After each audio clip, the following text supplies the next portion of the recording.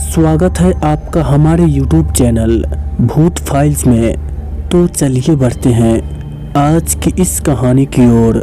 ये कहानी है माया की, जो आज से करीब 40 साल पीछे वाले समय में हमें जाने को मजबूर करती है। माया बचपन से ही बहुत ही साहसी और निडर लड़की थी। वो अभी 14 साल की थी। जो भी उसे देखता वो यही कहता कि अभी तो ये कितनी छोटी है, फिर भी इतनी साहसी है। वो अपने माता पिता की इकलौती संतान होने के कारण बहुत ही लाड प्यार से पली बढ़ी थी।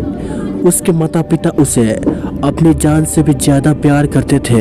एक दिन वो अपनी सहेलियों के साथ खेल रही थी और खेलते खेलते बहुत दूर निकल गई। आते वक्त रास्ते में अंधेरा हो गया।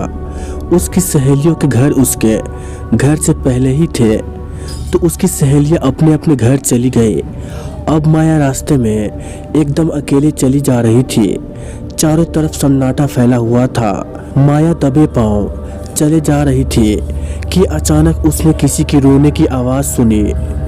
माया रुकी और उसने इधर उधर नज़र घुमा के देखा, लेकिन उसे वहाँ कोई दिखाई नहीं दिया। वो फिर से अपने रास्ते पर तेजी से आगे की तरफ बढ़ने लगे। माया अपने मंजिल की ओर बढ़ी जा रही थी कि फिर से उसने किसी के रोने की आवाज़ सुनी। इस बार उसे कोई दिखा जो सफ़ेद कपड़े में था, जो रास्ते से थोड़ा हटकर झाड़ियों के पास बैठा हुआ था और जोर जोर से रो रहा था, मानो उसे कितना दर्द हो रहा हो। माया ने सोचा कोई बूढ़ा व्यक्ति है जिसको मेरी मदद की ज़रूरत है। सोचते हुए माया उस व्यक्ति की तरफ बढ़ ही रही थी कि उसे दूसरी तरफ से भी रोने की आवाज़ आने लगी। अब माया वहां देखने लगी जहां बूढ़ा व्यक्ति उसे बैठा दिखाई दे रहा था, लेकिन ये क्या, अब वहां कोई नहीं था। तो माया के रोंगटे खड़े हो गए। वो बहुत डर गई और अपने घर की तरफ दौड़ने लगी। तभी उसके कानों में आवाज़ आई, कहाँ भाग रही है तू, मेरी मदद तो कर जा। इतना कहकर वो आवाज़ जोर जोर से खौफनाक हंसी हंसने लगी। माया का पूरा शरीर पसीने में लथपथ था और माया दौड़ी जा रही थी। माया भगवान शिव को मानती थी। वो रोज़ मंदिर जाती और शिवरात्रि पर्व जब भी आता वो उपवास रखती, लेकिन मांगती कभी कुछ नहीं थी।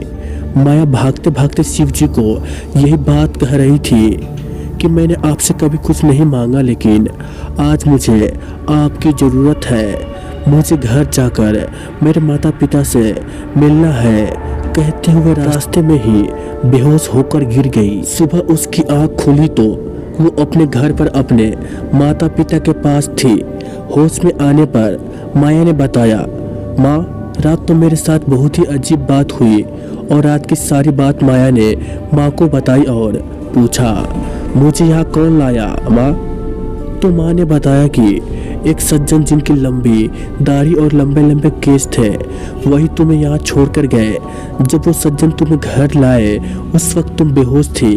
उन्होंने बताया कि मैंने बच्ची के चीखने की आवाज़ सुनी थी। जब मैं बच्ची के पास पहुँचा तो देखा ये बेहोश थी। फिर वो तुम्हें घर लेकर आए और कहा आगे से आप ध्यान रखना, इतनी देर रात को आगे से ये बाहर ना जाए। इतना कहकर वो सज्जन चले गए। माया सोच रही थी आखिर वो कौन थे।